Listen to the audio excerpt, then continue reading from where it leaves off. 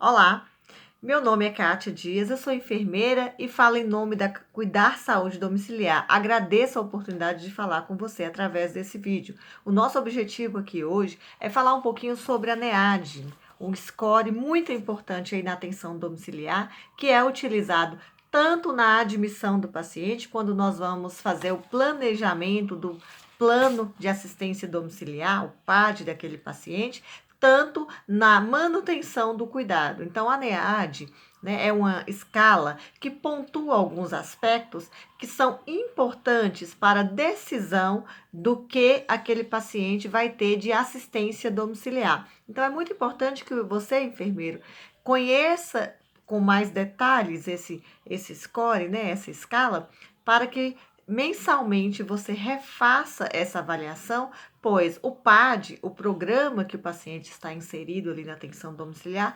pode ser alterado com base nessa NEAD. Então é muito importante e o nosso objetivo aqui hoje é falar um pouquinho dos detalhes, né? De alguns detalhes baseados nas principais dúvidas que nós recebemos aqui na Cuidar. De antemão, eu já deixo esse canal de comunicação aberto, né? Caso você tenha dúvidas além das que nós vamos conversar aqui, ou você tenha alguma, não ficou claro algum item, entre em contato conosco através do telefone, através do WhatsApp que você recebe mensalmente nossas comunicações. Nós estamos aqui à disposição, né? Quando você preencher a NEAD, é importante que junto com a evolução, junto com o relatório, que essas informações sejam enviadas para que a equipe de gestão do cuidado possa tomar algumas decisões aí no planejamento da assistência.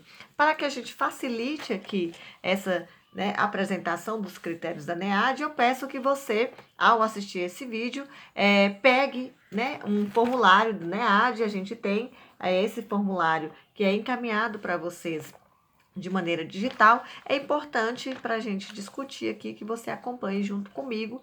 Vou estar com ela aqui para a gente discutir alguns detalhes. Então, como funciona a NEAD? A NEAD tem uma divisão em 3 partes, são 3 grupos de critérios, né? Um primeiro grupo vai tratar da elegibilidade, ou seja, são perguntas que precisam ser respondidas de antemão para definir se o paciente pode ser eleito à atenção domiciliar. O segundo grupo é um grupo de perguntas que vai nos dar um resultado se aquele paciente tem indicação imediata de internação domiciliar, ou seja, uma das respostas do grupo 2 já indica internação domiciliar e aí vai ser decidido de 12 ou 24 horas, dependendo do tipo de resposta.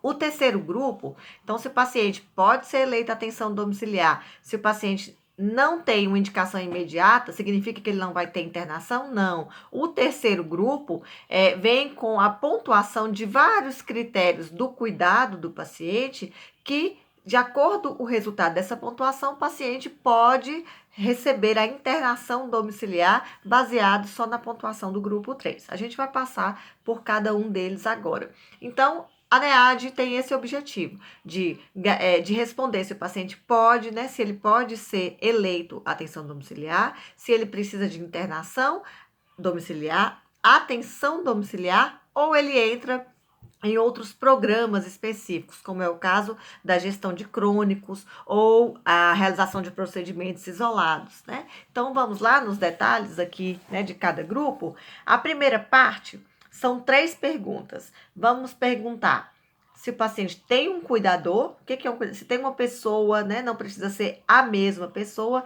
mas se o paciente tem um responsável em período integral, né, exceto se for um programa só para realização de procedimentos. Então, se o paciente está sendo avaliado para receber atenção domiciliar, o critério primeiro é que exista alguém em tempo integral com aquele paciente, alguém ou da família ou um cuidador contratado pela família, mas é importante, né, que exista. Sem essa pessoa, nós não podemos inserir o paciente no programa de atenção domiciliar ou de internação domiciliar. O segundo aspecto diz respeito ao domicílio.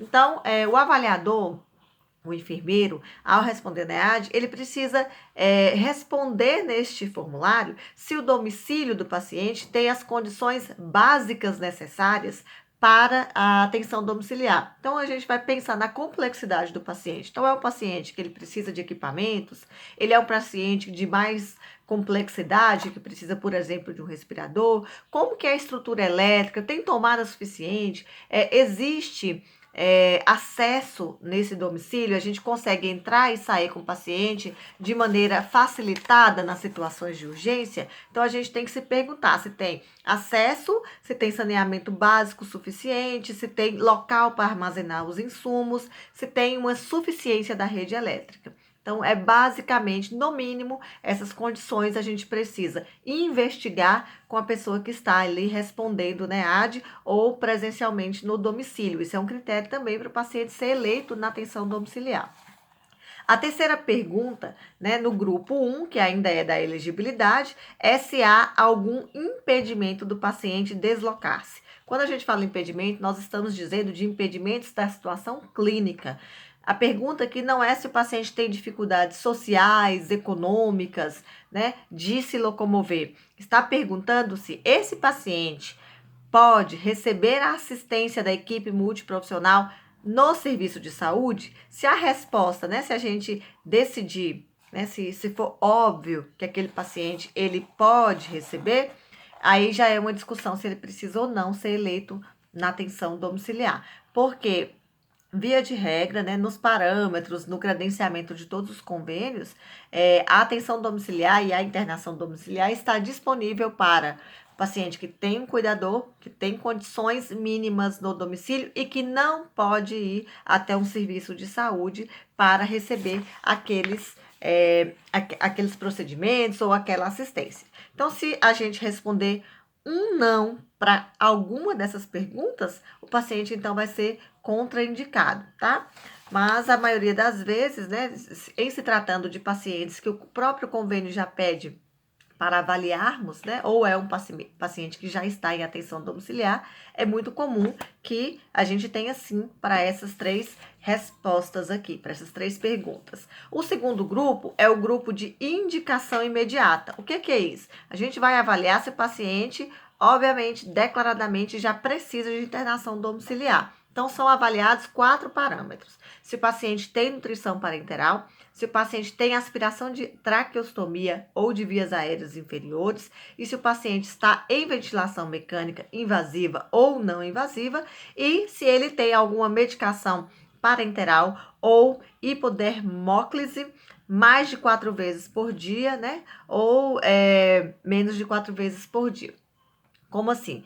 Então, a gente vai responder para esses 4 parâmetros. Se a resposta for sim para um desses 4, o paciente já tem indicação de internação domiciliar. E aí a gente vai decidir se é 12 ou 24 horas. Como que é essa decisão? Então, se o paciente tem nutrição parenteral mais de 12 horas, por mais de 12 horas, ele vai precisar de internação por mais de 24 horas. Se o paciente tem aspiração de vias aéreas inferiores por mais de 5 vezes por dia, ele já vai precisar de internação 24 horas. Se o paciente está em ventilação mecânica, invasiva ou não, por mais de 12 horas, ele vai precisar também de internação por 24 horas. Se a medicação parenteral dele ou hipodermóclise for por mais de 4 vezes por dia, aí dependendo do espaçamento, da frequência, em quais horários, né, essas medicações acontecem, vai acontecer uma avaliação para definir se é de 12 ou 24 horas. Se for até 4 vezes por dia, não é uma indicação absoluta. Aí a gente vai recorrer aos itens do grupo 3, tá? Se a gente responder em algum desses 4 itens, 12 horas de internação e em outros 24 horas de internação, vai valer o de maior complexidade, ou seja, vai valer aquela resposta que indica 24 horas de internação. O grupo 3 tem 10 critérios, né? São critérios sobre grau de dependência, risco de complicação e morbidade desse paciente, sobre realização de procedimentos técnicos. Então, a resposta a estes critérios vão nos dizer, né? Vão contabilizar pontos e no final a gente vai decidir sobre o planejamento da assistência daquele paciente. Então, a pontuação do grupo 3 pode ser nota 0, nota 1, 2 ou 3, né, de cada critério. O formulário é bem claro, então já tem o parâmetro de cada pontuação, né? Acredito que a gente consiga preencher com tranquilidade. Mas vamos aqui só discutir algumas dúvidas principais. Então, o primeiro critério é o estado nutricional. Como que a gente responde? Né? O paciente vai ganhar 0 pontos se ele for eutrófico, 1 ponto se ele tiver sobrepeso e 2 pontos se tiver obesidade. Mas como que a gente responde isso? Não é só se o paciente é emagrecido ou não, gente. Como que a gente vai usar de parâmetro? Primeiro, né, e até mais confiável deles, é o parâmetro de diagnósticos prévios declarados. Então, se o paciente já é acompanhado pela nutrição, então eu tenho que tomar conhecimento de qual é o diagnóstico nutricional daquele paciente, né? Então, qual é a faixa que ele está? Eutrófico, sobrepeso ou obeso? Né, emagrecido ou desnutrido. Então, eu tenho que tomar conhecimento disso. Caso eu não tenha esse diagnóstico, caso o paciente não tenha, né, o acompanhamento nutricional, a gente vai recorrer à ectoscopia. Então, eu vou avaliar, né, fisicamente aquele paciente, observar, e também posso usar de parâmetro o IMC, né, que é o cálculo do peso dividido pela altura ao quadrado. Então, o IMC, ele vai me dizer que um paciente que tem IMC de 18,5 a 24,9 é um paciente eutrófico. Então, o IMC dele indica, né, mais a avaliação, mais a minha observação, vai indicar que é um paciente eutrófico, ele tem 0 pontos.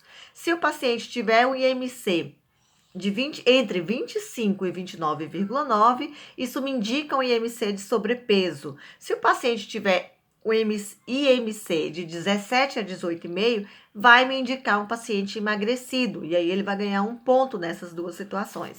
O paciente que tiver o IMC acima de 30 é um paciente obeso, ou um IMC menor que 17 é um paciente possivelmente desnutrido. Ele vai pontuar 2 pontos, né, ganhar 2 pontos aqui nesse score. Então, esse é o critério do estado nutricional. Para alimentação ou medicação por via interal, que é o segundo item do grupo 3. Então, o que a gente vai avaliar? Se esse paciente precisa de auxílio ou não para alimentar-se ou ingerir medicação. Então, se o paciente está sem auxílio, ele faz isso de maneira independente, ele leva, mesmo que ele derrame um pouco, mas ele consegue, né, completar a sua refeição, a gente tem aí 0 pontos. Se for uma alimentação assistida, ele precisa de ajuda, a gente vai ter, então, 1 ponto. Se o paciente usa gastrostomia ou jejunostomia, 2 pontos. E no caso do paciente com sonda nasoentérica ou nasogástrica, ele tem um risco maior, ele vai pontuar 3 pontos. A única pontuação 3 no NEAD é este item aqui, sonda nasogástrica ou sonda entérica para alimentação. Independente do tipo de dieta, se a dieta é artesanal ou se a dieta é industrial, a pontuação é para a via de alimentação e a dificuldade que ele tenha ou não, né, com esta via. O terceiro critério do NEAD é o CATS. O CATS é uma escala dentro do NEAD. Então, existe lá no final do formulário, né, a escala específica, que é a escala de CATS. Aqui, ó, a gente tem aqui os parâmetros que serão avaliados. O que essa escala nos mostra? Ela vai pontuar, ela vai avaliar o grau de dependência daquele paciente que está sendo avaliado. Então, de antemão, se o paciente é pediátrico, a gente já vai dar para ele um CATS de dependência e vamos pontuar no NEAD 2. Né?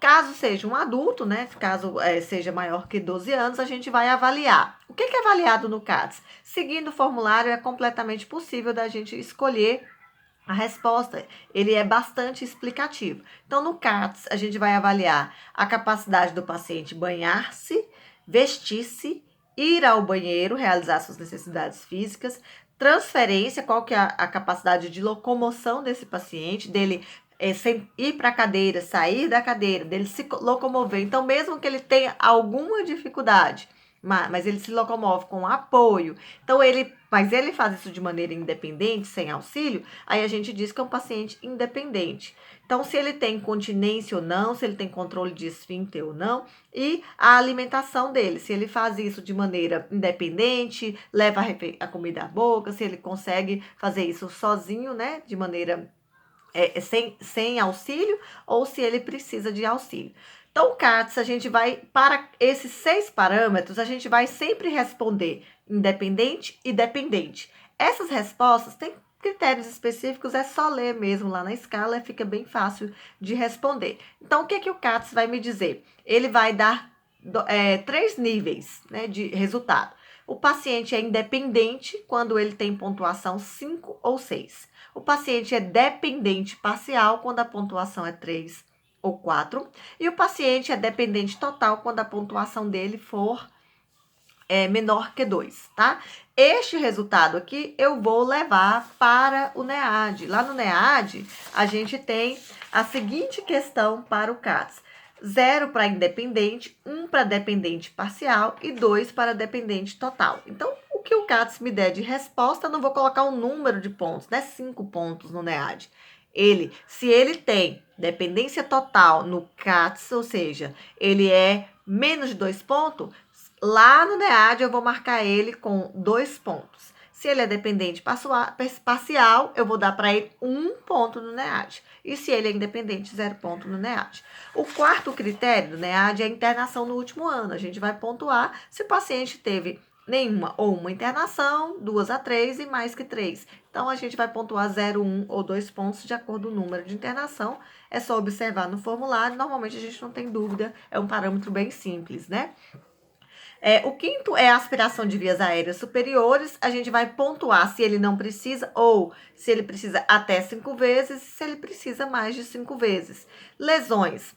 O critério lesões, gente, a gente vai pontuar se o paciente não tem nenhuma lesão ou uma lesão com curativo simples. Isso é... O que é um curativo simples? É um curativo que não usa cobertura especial, que interage com o leito da ferida, é de menor complexidade, com menos tempo, envolve menos recurso, menos trabalho, menos tempo. Então, é um curativo simples. O outro critério é se o paciente tem mais de uma lesão e um curativo complexo. Um curativo complexo usa cobertura especial ou tem mais dificuldades ali envolvidas.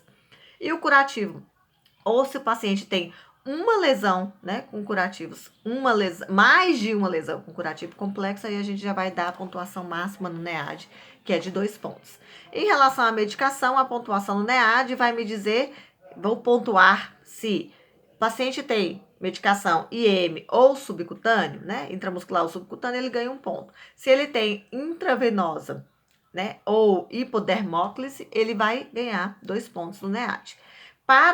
Se o paciente faz exercícios ventilatórios, né, exercícios fisioterápicos, ou se ele usa oxigênio, é o 8º e o 9º critério. Então, a gente vai pontuar se existe ou não, bem simples de ser pontuado.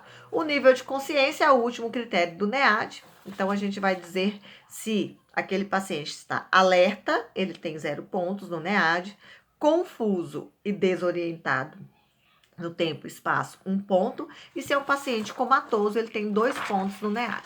Esse grupo 3 vai me gerar 3 grupos de resposta, 3 grupos de resultado, né? Então, se o grupo 3 me der até 5 pontos, é um paciente que ele é um paciente que não precisa de internação domiciliar e muito provavelmente ele não precisa de atenção domiciliar. Até 5 pontos são pacientes, né, que vão fazer programas especiais como gestão de crônicos ou ele tem procedimentos isolados, tá?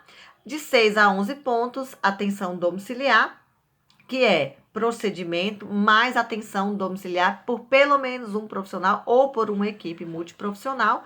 E de 12 a 17 pontos, o paciente tem indicação de internação domiciliar por 12 horas e maior ou igual a 18 pontos, internação domiciliar por 24 horas. Então, quando a gente tem a resposta lá no grupo 2, deu a resposta de internação domiciliar 24 horas. No grupo 3, a gente teve 16 pontos, por exemplo, internação domiciliar por 12 horas. Qual que vale? Vale o de maior complexidade. Então, vai valer, neste caso, a internação domiciliar por 24 horas. Porque esse vídeo é para a gente dizer quão importante é reavaliar esse paciente a cada mês, no mínimo, para que a gente identifique se as necessidades de atenção estão mudando. Então, como eu disse, deixo esse canal de comunicação aberto. No caso de dúvida, uma situação específica, entre em contato conosco. Basta no NEAD você preencher pontuando aqui no formulário e encaminhar uma foto né, para aqui, para a nossa equipe de gestão, para que a gente consiga discutir com o plano de saúde as alterações. Mesmo que não hajam alterações, é importante oficializarmos, validarmos essa avaliação. Isso é um parâmetro para garantir que nós estamos monitorando e cuidando daquele paciente com as necessidades específicas que ele precisa, que ele, né, apresenta. Tá? Então, por hoje é isso, e no próximo vídeo a gente vai falar um pouco das outras escalas. Até breve!